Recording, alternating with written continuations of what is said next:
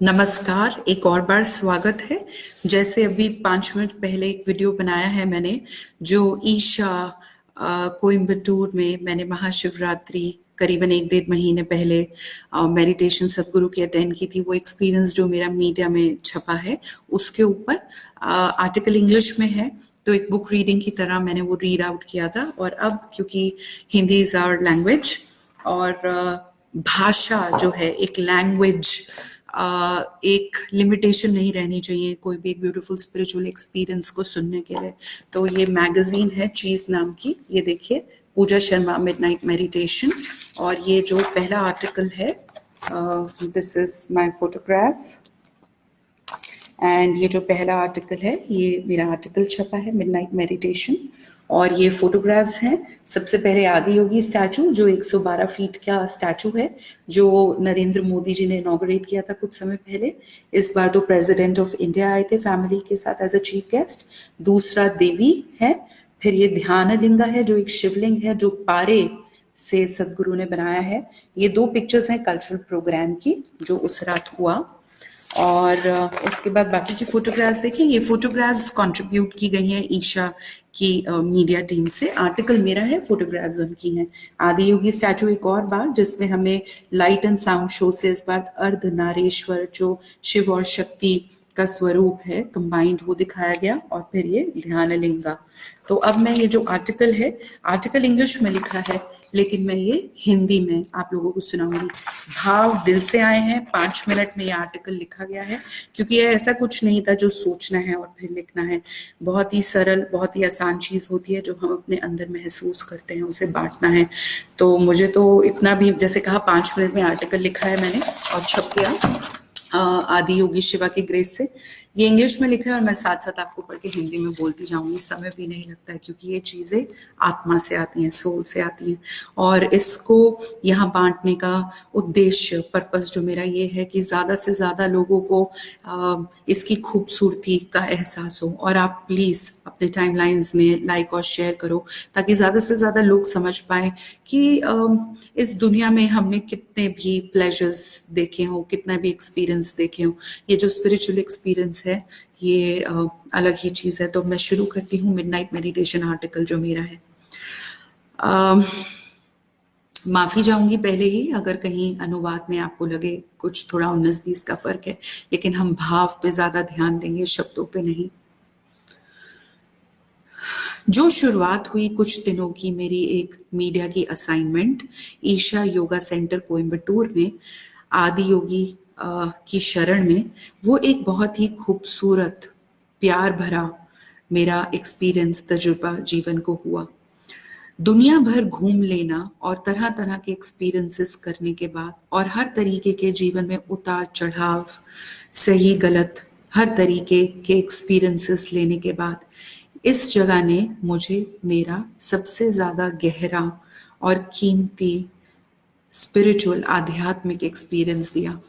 मैं अपने इस आध्यात्मिक एक्सपीरियंस या तजुर्बे को दो तरीके से महसूस या देख सकती हूँ। पहला वो जो मेरे बाहर हुआ, मेरे बाहर घटित हुआ, जिसमें लाखों की भीड़ वहां सालाना महाशिवरात्रि सेलिब्रेशन देखने आई, ना सिर्फ भारत बल्कि दुनिया के कोने कोने से। और दूसरा वो जो मेरे भीतर घटित हुआ, जो मेरे अंदर हुआ, जो और भी ज्यादा जादुई, गहरा और बहुत कीमती है। महाशिवरात्रि सेलिब्रेशन हर साल एक बार रात को यहाँ मेडिटेशन होती है।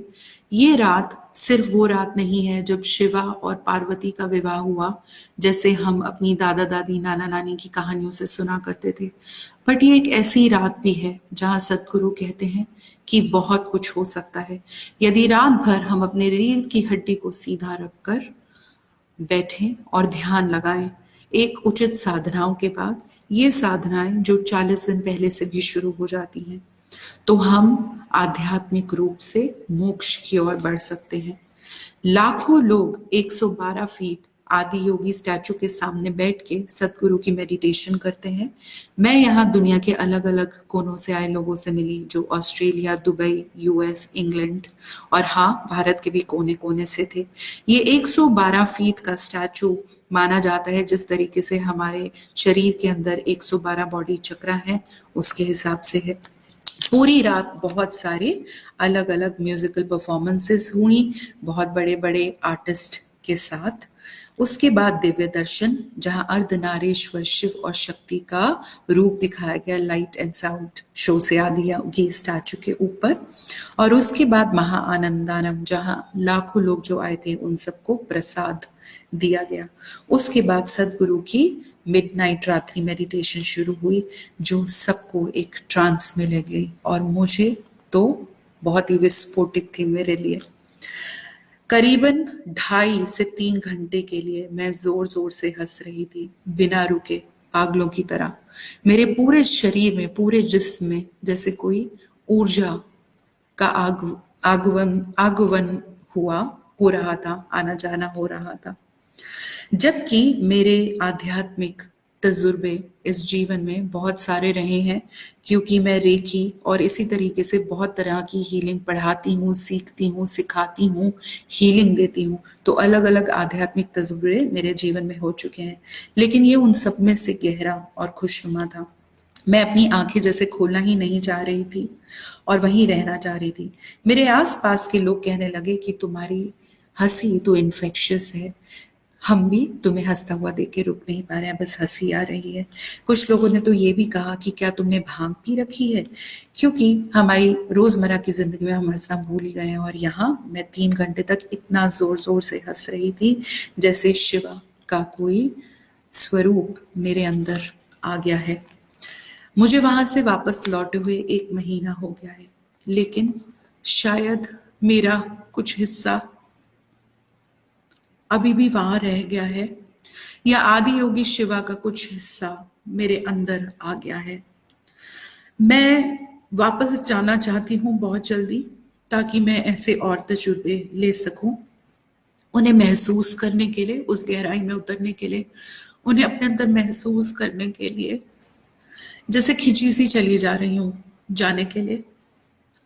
और अपने वो तजुर्बे अपने लेखों से लिख के आप लोगों के साथ बांटने के लिए, क्योंकि कोई भी एक्सपीरियंस तभी गहरा एक्सपीरियंस हो सकता है जब उसे हम अपने अंदर महसूस करें, और फिर तभी किसी भी आर्ट की फॉर्म में हम आपके साथ शेयर कर सकते हैं। जैसे मैंने अपने लेख से लिखा, कोई पेंटर पेंटिंग के जरिए, कोई भजन गा के, कोई कविता लिख के, हम लोग पहले उसे महसूस करना होगा, तभी हम उसे सामने से बांट सकते हैं। जब तक हम इस चीज को महसूस नहीं करेंगे, एक्सप्रेशन कम्स लेटर, पहले तो महसूस करना है। और एक और चीज जो बहुत ही खास है और यहाँ उसका उल्लेख करना बहुत जरूरी है, वो ये है यहाँ के जो वॉलंटियर्स हैं, सेवादार हैं, उनकी स्पिरिट और डेडिकेशन। लॉजिस्टिक्स से लेके पूरा स्टेज संभालना और सब कुछ यहाँ के वॉलंटियर्स करते हैं। जबकि आजकल की कॉर्पोरेट और शहरों की लाइफ में हमें सिखाया जाता है, look at the carat, reward and punishment. मेरा इसमें क्या फायदा है, मैं ये करूंगा या करूंगी तो इसमें मेरा क्या लाभ होगा, मेरा क्या प्रॉफिट होगा।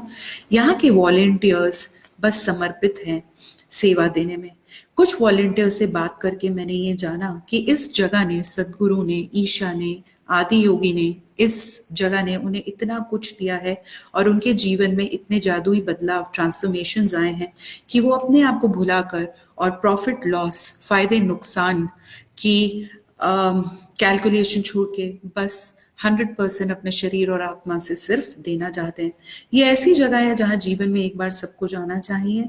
और ध्यान लिंगा देवी टेम्पल और ईशा होम स्कूल, जहाँ पे बच्चे रह के रेजिडेंशियल स्कूल है, पढ़ाई करते हैं, यहाँ सब जाके एक कंप्लीट आध्यात्मिक तजुर्बा हासिल करना चाहिए। तो बहुत कुछ है कहने के लिए, बट अभी के लिए सिर्फ लेख मैं आपको सुनाना चाहती थी। पहले वीडियो में इंग्लिश था, ये दूसरा वीडियो हिंदी में बनाया गया है, ताकि ज़्यादा से ज़्यादा लोग इसके साथ में एक्सपीरियंस शेयर कर सकूं और जो लैंग्वेज है वो एक हिंड्रेंस या लिमिटेशन ना रहे। ओम नमो शिवाय, नमस्कार।